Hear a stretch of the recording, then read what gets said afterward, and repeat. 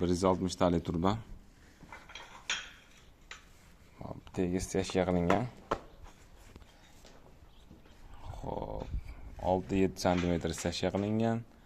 Steshgan tegida 15-20 sm sheben bor.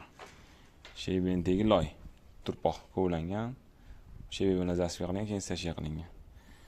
Xo'p, endi tegiga penaplex qo'yib qo'yganmiz 2 sm li turban tegiga. O'z steshgamiz urvinga olib kovlangan.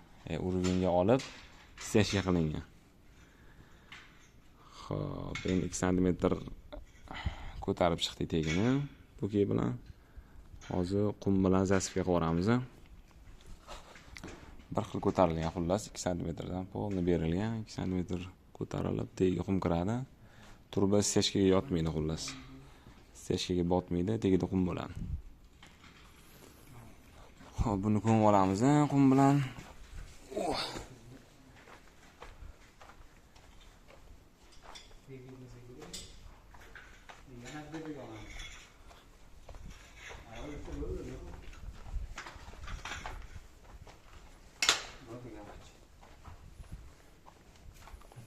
Shu yerda to'xtatib turamiz.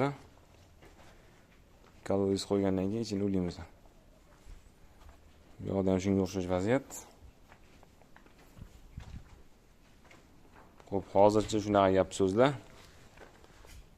Hozir ko'm bo'lgandan keyin davom ettiramiz qolganini.